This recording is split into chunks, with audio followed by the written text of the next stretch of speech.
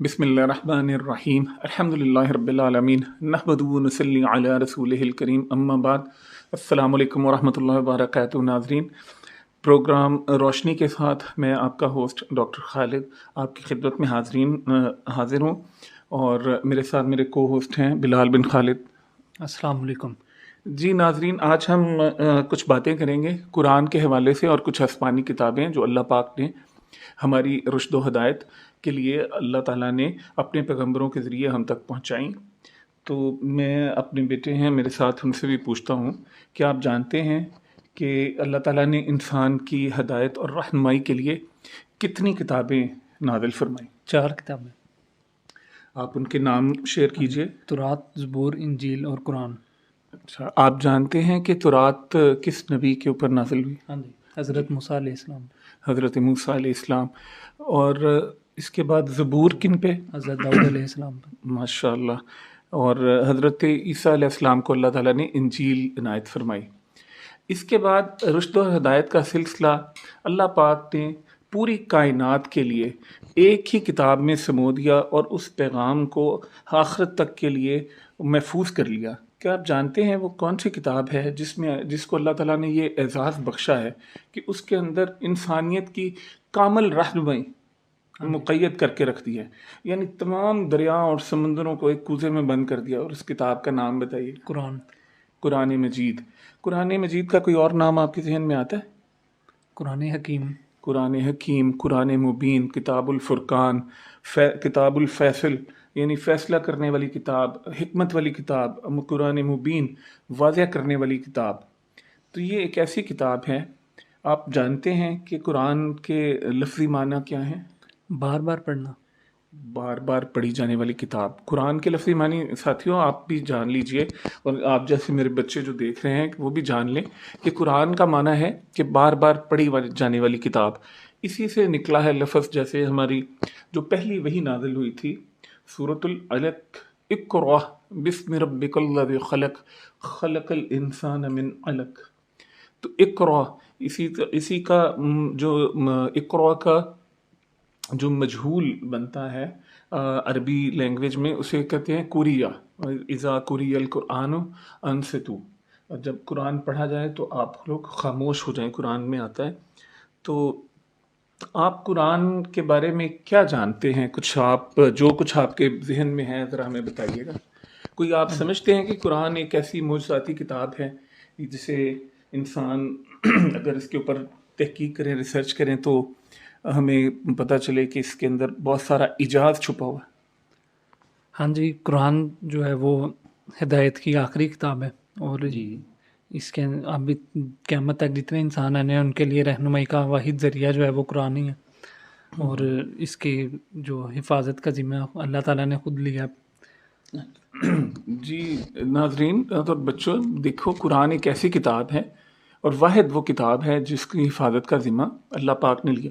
तो कुरान का एक मुर्जा ये है कि जब 1400 साल पहले से रिवील हुई ये बुक इंसान के पास पहुंची और आज जो नुस्खे हमारे पास मौजूद हैं उनमें एक ज़ेर और ज़बर का भी फ़र्क नहीं। और आज मैं आपके साथ कुछ ऐसी कुरान की सिफ़ात डिस्कस करना चाहता हूँ जिससे आपको पता चले कि अल्लाह ताला ने कैसी चीज़ हमें इनायत फरमाई। तो कुरान का माना है कि बार बार पढ़ी जाने वाली किताब। तो ये एक मुजज़ा खुद से है कि दुनिया में कोई किताब इतनी नहीं पढ़ी जाती जितनी कुरान मजीद पढ़ा जा रहा है, कुरान हकीम पढ़ा जा रहा है। इस वक्त भी जिस वक्त मैं आपसे बात कर रहा हूँ इस वक्त भी पूरी दुनिया में इसकी तिलावत जारी है। तो कुरान का नाम ही एक इस तरह से इसका मानी जिसे हम कहते हैं कि इसके अंदर ही छुपा हुआ है, ये एक मौजज़ा है कि इस वक्त भी हर दुनिया के कोने कोने में सिर्फ कुरान मजीद की तिलावत की सदा बुलंद हो रही है।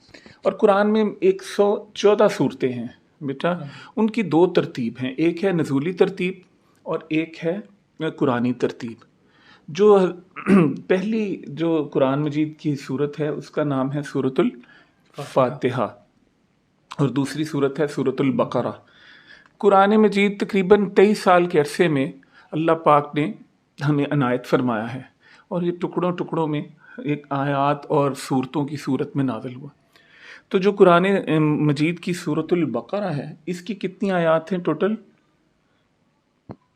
इसकी 286 हैं اور اللہ پاک نے اس کی جو ایک اس کا ہاف 286 کا ہاف بیٹا کیا ہوتا ہے 143.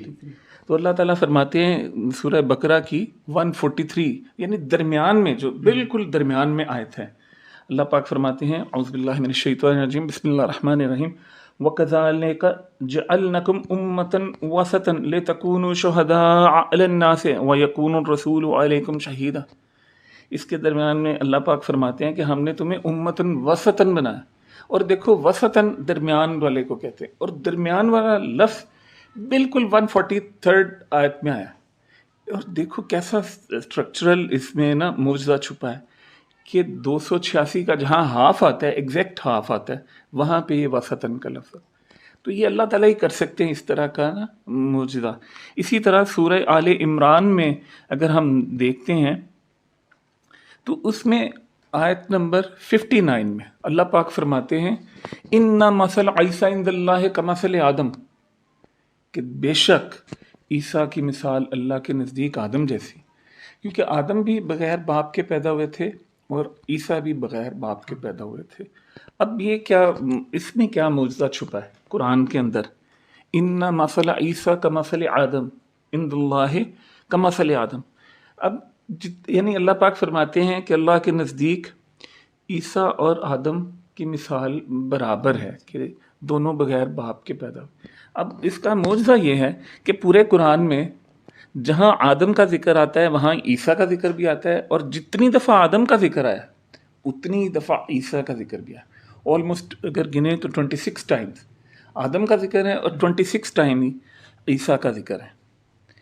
تو یہ بھی ایک ایسا عجیب فنومینا ہے کہ کوئی انسان انٹینشنلی نہیں کر سکتا until and unless it is the revelation from the God. سو یہ دو چیزیں آپ کو بتاؤں. اور تیسری چیز میں آپ کو قرآن کے بارے میں یہ بتانا چاہوں گا کہ قرآن کی ایک آیت ہے کہ وَجَعَلْنَا كُلَّ شَيْءٍ حَيٍّ مِّنَ الْمَاءِ, ہم نے بے شک ہم نے ہر چیز جو زندہ ہے زندگی والی ہے اس کو ہم نے پانی سے پیدا کیا. آج سے 1400 سال پہلے نبی پاک صلی اللہ علیہ وسلم کے زمانے کو آپ امیجن کریں جہاں مکے میں سب سے کم تر چیز, نایاب ترین چیز جو پائی جاتی تھی وہ پانی تھی, یعنی کم سے کم. اس وقت نبی پاک صلی اللہ علیہ وسلم کے ذریعے اللہ پاک نے فرمایا کہ ہم نے ہر زندہ چیز کو پانی سے پیدا فرمایا. اور آج سائنٹسٹ جب انہوں نے بہت ساری مائکروسکوپس اور بہت سارے سائنٹیفک انوینشنز کی اور اپنے علم کو اپ گریڈ کیا, تو آج وہ جانتے ہیں کہ پانی ہی اصل میں زندگی ہے, اور جہاں پانی ملے گا وہاں انسانی زندگی کا وجود ہوگا.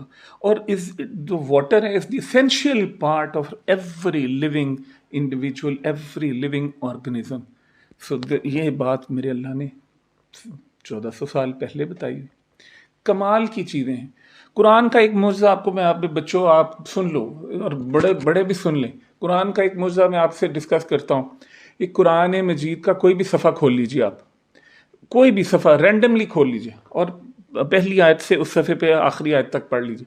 آپ کو زندگی گزارنے کے ایسے بہترین اصول ملیں گے, ایسی بہترین ہدایت ملے گی, ایسی رشد ملے گی. اگر صرف آپ اس ایک پیج پہ عمل کر لیں تو آپ کی زندگی بدل جائے گی. قرآن کی ایک آیت ہے, قرآن کی ایک آیت اللہ پاک فرماتے ہیں قولوا قولا سدیدا, کہ حق اور سچ کی بات کہو. آپ صرف حق اور سچ کی بات کہیں, بس آج کے بعد سمجھ لیں کہ قرآن آپ کے لیے اتنا ہے, اتنی سی بات پہ عمل کریں گے, حق اور سچ کی بات پہ عمل کریں گے, آپ کی زندگی تبدیل ہو جائے. تو بیٹا یہ چند سی باتیں ہیں. انشاءاللہ اگلی ویڈیو میں بھی ہم قرآن کے دیگر معجزات کو بھی اس میں بھی بات کریں گے.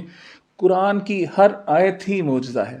نبی پاک صلی اللہ علیہ وآلہ وسلم کی زندگی کے جو 63 سال کا ایک ایک منٹ, ایک ایک سیکنڈ ہمارے لیے رحمت, برکت اور معجزے کے برابر. تو ناظرین اس کے ساتھ ہی ہم آج کی گفتگو کا اختتام کرتے ہیں.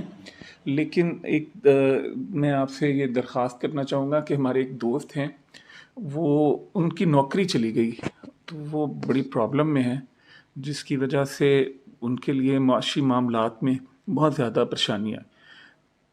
تو آپ لوگ دعا کیجئے گا کہ اللہ پاک ان پہ رحمت فرمائے اور ان کو اللہ تعالیٰ ان کی نوکری پہ بحال فرمائے.